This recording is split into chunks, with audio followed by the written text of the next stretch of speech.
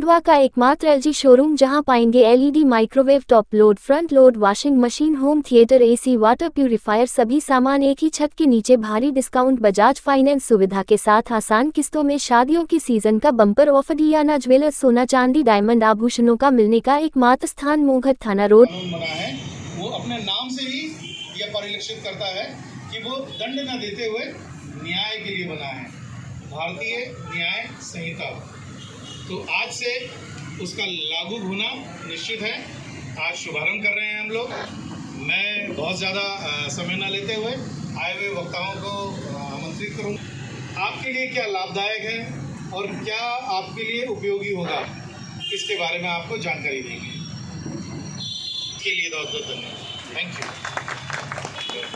खंडवा नए कानून को लेकर खंडवा के सभी थानों में पुलिस अधीक्षक महोदय के निर्देश अनुसार जन संवाद कार्यक्रम रखा गया है। आज थाना मोहगढ़ में भी नए कानून को लेकर जन संवाद कार्यक्रम रखा गया, जिसमें सभी पार्षदगण, सभी गणमान्य नागरिक उपस्थित है एवं अधिवक्ताओं ने नए कानून को लेकर सभी को जानकारी दी। मोहगढ़ थाना प्रभारी ने भी इस नए कानून को लेकर सभी लोगों को समझाया। वरिष्ठ नागरिकों ने एवं पार्षदों ने सभी ने इस नए कानून का स्वागत किया।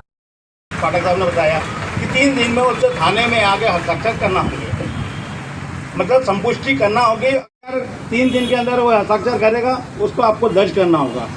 90 दिन के अंदर चालान पेश करना होगा। पूर्व में समय अवधि नहीं थी, लिमिटेशन क्या थी, जो उसमें दंड था। उसके पश्चात न्यायालय में ये था कि आपने अगर अंतिम बहस सुन ली है तो आपको 45 दिनों में उसका निर्णय पारित करना होगा।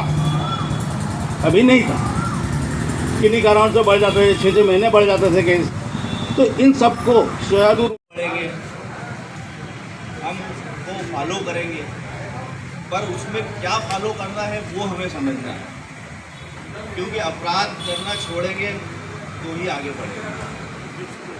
तो मेरे सीनियर्स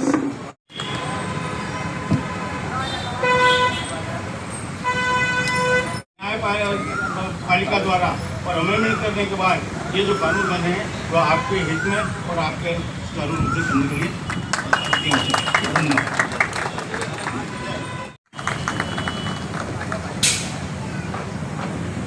मेरे सीनियर्स, अधिवक्ता, हमारे पार्षद और वरिष्ठ और मेरे मित्र, जैसा कि मेरे अधिवक्ता सीनियर्स ने आप लोगों को लगभग सारी बातें बता दी है, धाराओं के बारे में भी बता दिया है। श्री मोहगढ़ थाना टीआई साहब संजय पाठक जी द्वारा भी सारी बातें आपको बता दी है।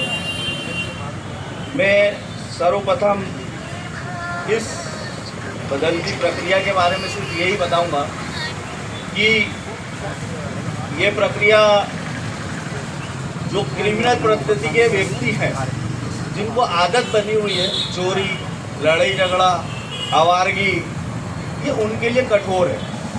उनको समझना पड़ेगा इस कानून के लिए।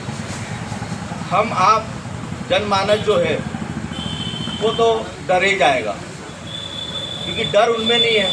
पुलिस मेहनत करती है दिन रात एक करके, उन्हें पकड़ के लाती है, हम लोग छुड़ा देते हैं, पर वो सुधरते नहीं हैं। पर इन कानूनों की वजह से, इन कानूनों की दंड की, जिसमें जो सज़ा है सबसे इम्पॉर्टेंट वो है, हमें उसे समझना है। चूँकि नए कानून बन गए हैं जो 1 जुलाई 2024 से जिन्हें लागू किया गया है, तो उनके बारे में जागरूकता लाना बहुत ज़रूरी है। अब कानूनों के बारे में मेरे पूर्व सभी अधिवक्तागण ने, टीआई साहब ने बहुत सारी जानकारी दे दी, उसको रिपीट करने से मतलब नहीं है। अब कुछ ऐसी चीज़ मैं बताना चाहता हूं कि जो छूट गई है या मुझे लगता है कि वो बताना चाहिए। सबसे पहली बात, 3 एक्ट है, आप ये समझ लें। जो 3 एक्ट है भारतीय न्याय संहिता, सबसे ज़्यादा प्रभाव पड़ने वाला है जनता पर इसी कानून का। आपने गाली बकी, आपने थप्पड़ मारा, आपने बलात्कार किया, पब्लिक को इसी से मतलब है। जो भारतीय नागरिक सुरक्षा संहिता है और एविडेंस एक्ट है, ये सिरदर्दी है वकील, पुलिस और अदालत की। इसका आम जनता से कोई लेना देना नहीं है।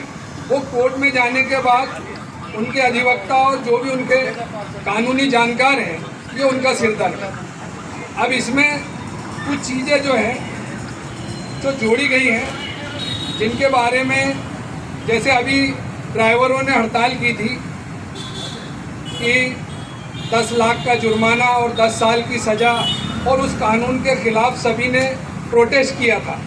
तो मैं आपकी जानकारी से बता दूं कि पहले 304A में ये मुकदमा बनता था आईपीसी में, जो अब धारा 106(1) में बनेगा भारतीय न्याय संहिता के तहत। इसमें पहले 2 साल तक की सज़ा थी, लेकिन अब इसमें 5 साल तक की सज़ा कर दी गई है यदि एक्सीडेंट में किसी की मृत्यु हो जाती है तो। और जो पोर्शन जिसके बारे में ट्रक ड्राइवरों ने हड़ताल की थी, वो 106 धारा 106 की उपधारा 2 में प्रोविज़न था, जिसमें 10 लाख रुपए या 10 लाख रुपए तक जुर्माना और 10 साल की सज़ा, उसको अभी इन्फोर्समेंट करने से गवर्नमेंट ने रोक दिया है।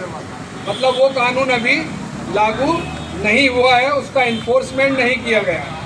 दूसरी बात कि पॉक्सो एक्ट में बहुत सारे प्रोविज़न किए गए महिलाओं और बालकों से संबंधित, लेकिन इस बार भारतीय न्याय संहिता में भी कठोर दंड से उपबंधित किया गया है। अगर 16 वर्ष से कम उम्र की महिला के साथ में अगर कोई अब शारीरिक संबंध बनाता है, बलात्कार करता है, तो उसको 20 साल या उम्र कैद की सज़ा है। और अगर मान लीजिए 12 वर्ष से कम की अगर कोई बच्ची के साथ में इस तरीके का कोई गलत कृत्य करता है, तो उसे आजीवन कारावास या मृत्यु दंड से दंडित किया जाएगा। ये इस कानून की खासियत है, ये पहले नहीं था। इसके अंदर एक चीज़ और सोच समझ लीजिए आप कि पहले जो कानून थे उसमें केवल इतना लिखा था कि आजीवन कारावास से दंडित किया जाएगा। अब इसमें स्पेशल प्रोविज़न लिखा है, शेष प्राकृत जीवन काल के लिए जेल में डाला जाएगा। मतलब कि मरते दम तक जेल में रहेगा। आजीवन कारावास का मतलब ये है, पहले हालांकि अभी भी वही है, लेकिन इसमें स्पेसिफिक उसका प्रोविज़न किया गया है। दूसरी बात कि इसमें आतंकवादी संगठन या उनको सपोर्ट करने के लिए पहली बार प्रोविज़न किया गया है। यदि कोई व्यक्ति किसी आतंकी संगठन में सदस्य होता है या डायरेक्टली इनडायरेक्टली अगर वो मदद करता है, जैसे उसको गोला बारूद देना, पहले क्या होता था कि अरे साहब ये तो बस मेरी गाड़ी मांग के ले गया था और मुझे थोड़ी। अधिवक्तागण, मेरे पार्षद साथी और हमारे नौगढ़ थाने के पीआई साहब, पूरा स्टाफ, सबसे पहले मैं आपको एक मुबारकबाद पेश करता हूँ कि आज 1 जुलाई को जो हमारा नवीन आपराधिक अधिनियम के तहत जो अधिवक्ता आदरणीय जी, आदरणीय चंदेल जी एवं उपस्थित आप सभी सम्मानीय जन एवं मेरे सम्मुख उपस्थित आप सभी गणमान्य नागरिक, इस थाने से हमारे थाना प्रभारी महोदय, समस्त हमारे पुलिस के स्टाफ, आप सभी को